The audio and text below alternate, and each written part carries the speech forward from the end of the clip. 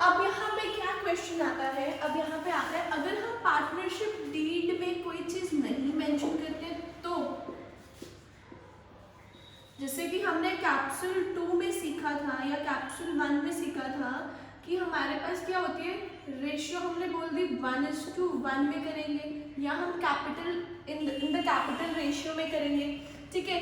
फिर हमने ये देखा कि अगर सैलरी का पॉइंट है, फिर हमने देखा इंटरेस्ट ऑन ड्राइंग्स का पॉइंट है, इंटरेस्ट ऑन कैपिटल का पॉइंट है, ठीक है। तो कहते हैं अगर हमने यहाँ पे डीड में मेंशन नहीं किया, हमने लिखा ही नहीं डीड में, हमने रिटन एग्रीमेंट में इस चीज के लिए हमने माने ही नहीं, तो क्या होगा, कहते अगर उसको नाम दिया गया if the partnership deed is silent, मतलब वो डीड कुछ भी नहीं कह रही उस मैटर पे। अगर डीड कुछ नहीं कहती उस मैटर पे तो क्या लगता है, तब प्रोविजंस ऑफ पार्टनरशिप एक्ट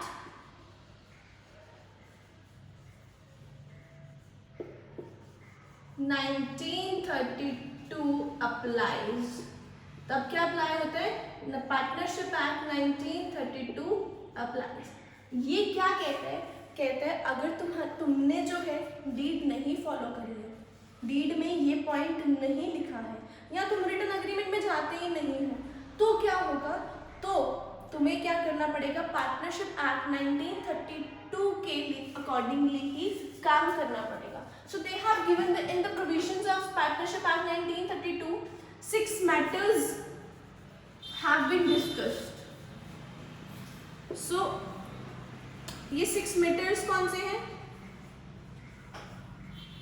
पहला पॉइंट है आपके पास इंटरेस्ट ऑन कैपिटल का, इंटरेस्ट ऑन ड्राइंग्स का, आपके प्रॉफिट्स एंड लॉसेस का, अगर किसी पार्टनर ने लोन दिया है,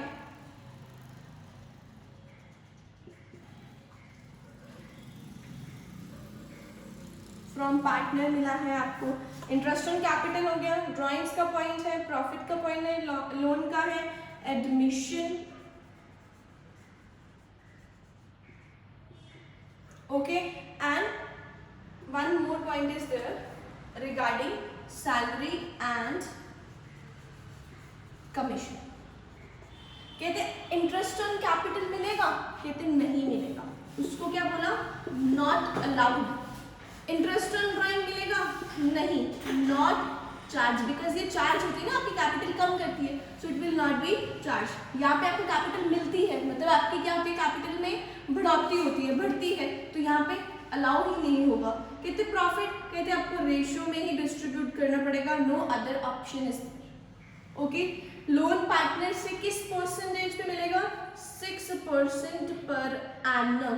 पर एनम का मतलब time factor to be considered, time factor to be considered is important. जब भी वर्ड पर एनम लिखा हो, चाहे वो ड्राइंग्स में लिखा हो, इंटरेस्ट ऑन कैपिटल में लिखा हो, पर एनम इज इंपॉर्टेंट। क्यों, आपने देखा ना +1 में जब डेप्रिसिएशन चैप्टर लिखा किया था, तो उसमें आप 12% करते थे, either on the straight line method और in the written down value method, 12% होता सीधे डायरेक्ट कर देते थे, ठीक है। बट अगर वो पर एनम लिख देते थे ना, फिर तो आपके लिए मशीनरी परचेज करी आपने 1 जुलाई को, तो आप उसके अकॉर्डिंगली 9 मंथ्स की या 8 मंथ्स की रिस्पेक्टिवली डिप्रिसिएशन क्या करते थे, चार्ज करते थे। मतलब अगर आप उसके अकॉर्डिंगली नहीं करते थे तो आपका आंसर गलत निकलता था।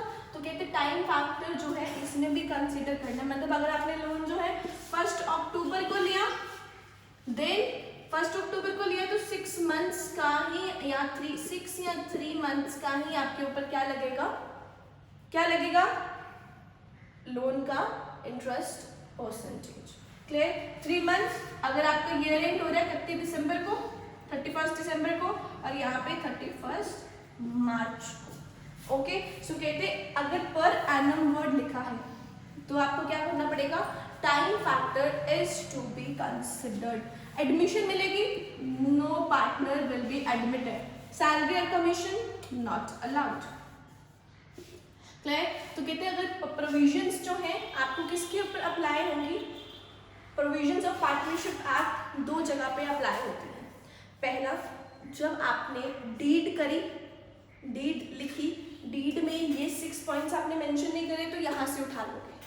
आपने डीड तो लिखी बट इनमें से एक पॉइंट मिस रह गया, मतलब आपने एक पॉइंट कवर नहीं किया, तब भी हम क्या करेंगे, provisions of partnership act 1932 will be applied. Clear? That's it. Thank you.